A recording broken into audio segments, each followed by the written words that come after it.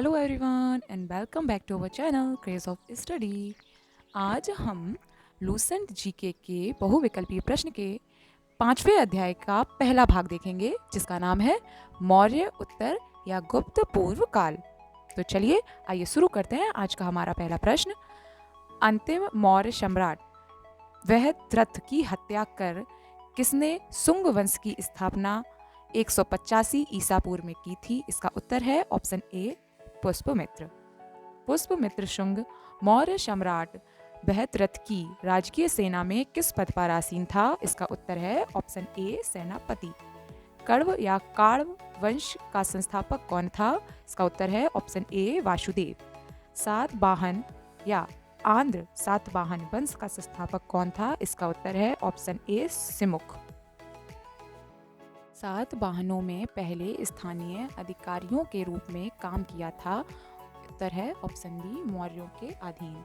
निम्नलिखित में से वह महानतम कुषाण नेता कौन था जो बौद्ध बन गया था? इसका उत्तर है ऑप्शन सी कनिष्क। कुषाण काल के दौरान मूर्ति कला की गांधार शैली निम्नलिखित में से किसका मिश्रण है? इसका उत्तर है ऑप्शन डी भारत ग्रीक शैली।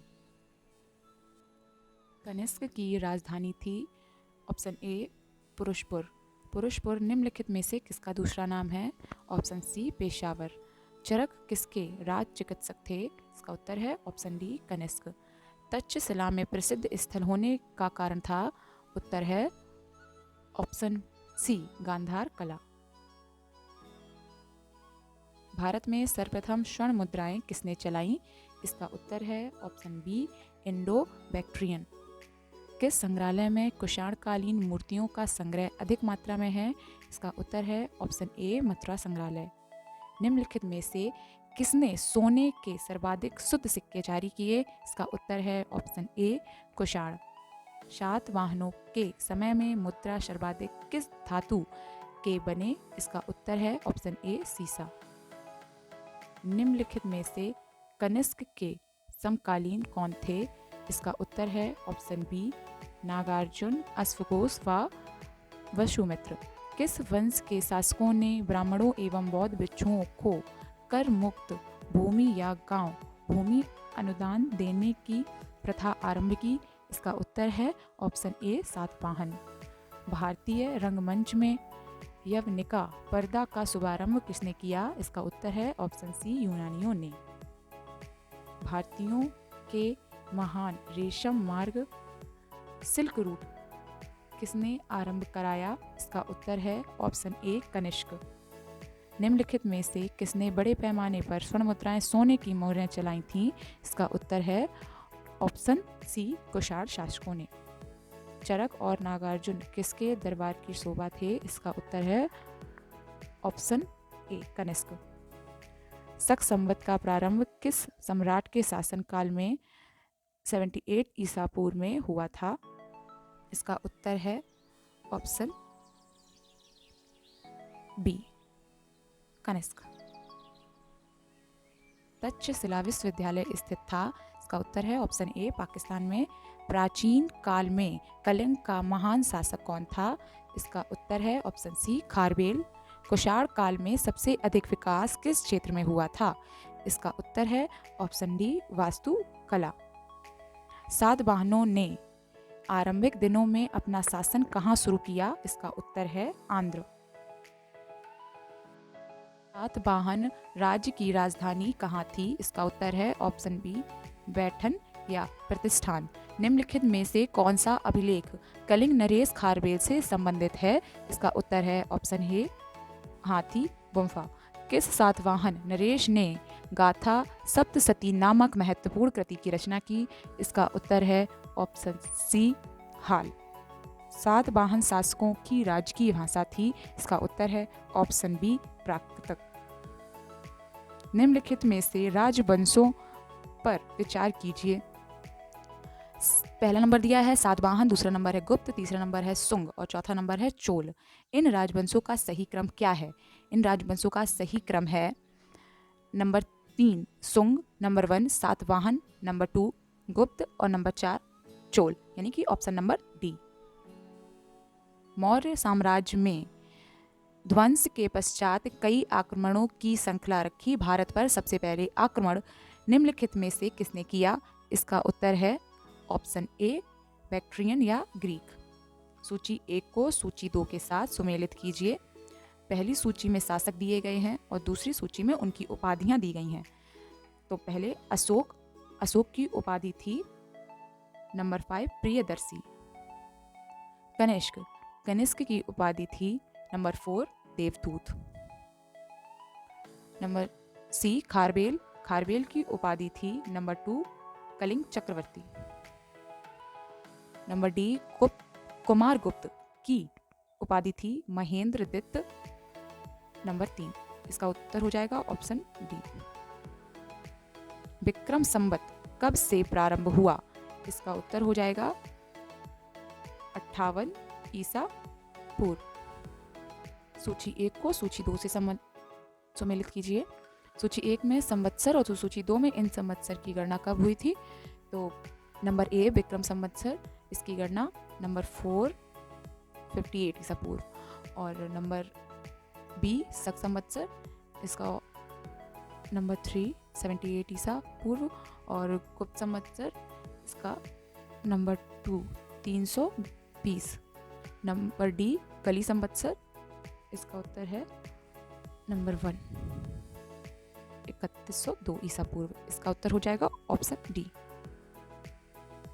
मौर्यों के बाद दक्षिण भारत में सबसे प्रभावशाली राज्य था। इसका उत्तर हो जाएगा ऑप्शन ए सातवाहन। बुद्ध की खड़ी प्रतिमा निम्नलिखित में से किस काल में बनाई गई थी? इसका उत्तर है कुषाण काल में। सुंग वंश के बाद किस वंश ने भारत पर राज किया? इसका उत्तर हो जाएगा ऑप्शन सी कण्व वंश। किस चीनी जनरल ने कनिष्क को हराया था? इसका उत्तर हो जाएगा ऑप्शन ए। उत्तरी तथा उत्तरी पश्चिमी भारत में सर्वाधिक संख्या में तांबे के सिक्के को जारी किया था। ऑप्शन बी कुषाणों ने। कथन ए, कुषाण फारस की खाड़ी और लाल सागर से होकर व्यापार करते थे। कारण आर, उनकी सुसंगठित नौसेना उच्च कोटि की थी। तो इसका उत्तर हो जाएगा ऑप्शन सी। ए सही है किंतु आर गलत है। जो कला शैली भारतीय और ग्रीक या यूनानी शैली का सम्मिश्रण है उसे कहते हैं। इसका उत्तर है ऑप्शन सी गांधार। कनिष्क बौद्ध धर्म की किस शाखा का अनुयायी था जिसका प्रसार उसने मध्य एशिया व सुदूर पूर्व में किया? इसका उत्तर है ऑप्शन सी महायान। कनिष्क के शासन काल में सर्वाधिक महत्वपूर्ण घटना कौन सी थी? इसका उत्तर है ऑप्शन सी चतुर्थ बौद्ध संगति।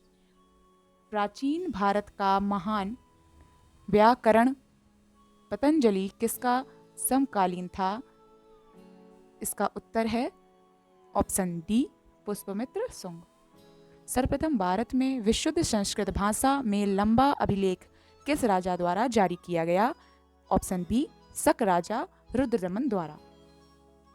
किस राजा के शासनकाल में ईसाई धर्म प्रचारक सेंट थॉमस भारत आया?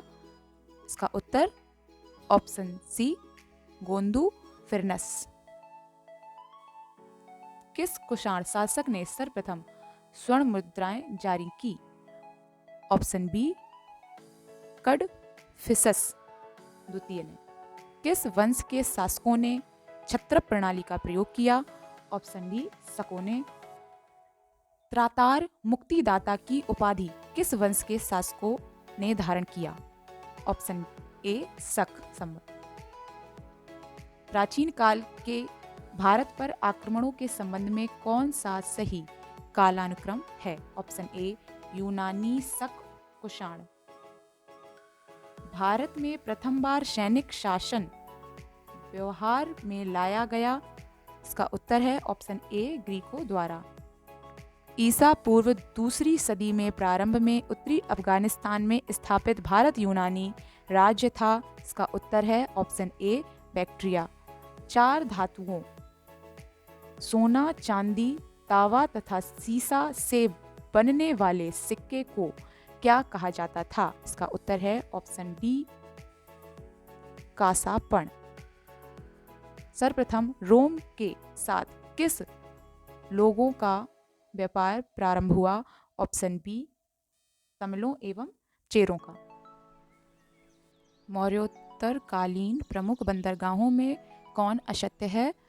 Option B Barygaza Bharuch. निम्नलिखित में से किस स्थान पर Periplus of the Erythraean Sea में पौडू के नाम से संबोधित किया गया? Option A Demetrius. निम्नलिखित में से किसने अपने जीवन के उत्तरार्ध में अपने पुत्र के हाथों में राज सत्ता सौंपकर बौद्ध भिक्षु हो गया? Option C Menander. कुषाणों का संबंध था? ऑप्शन सी चीन के यूची जनजाति से। निम्नलिखित में से कौन कनिष्क के बौद्ध होने के लिए उत्तरदायी था? इसका उत्तर है ऑप्शन बी अश्वघोष। सूची 1 को सूची 2 के साथ सुमेलित कीजिए। इंडो ग्रीक, हिंद यवन, शक, सीथियन, पार्थव, पहलव। इसका उत्तर है ऑप्शन ए। सूची 1 को सूची 2 के साथ सुमेलित कीजिए। पहली सूची में राज्य दिए गए हैं, दूसरी सूची में उसकी राजधानियां। शुंग की राजधानी विदिशा, चेदी की राजधानी कलिंग, सातवाहन की राजधानी प्रतिष्ठा या पैठन, कुषाण की राजधानी पुरुषपुर या पेशावर। इसका उत्तर हो जाएगा ऑप्शन ए।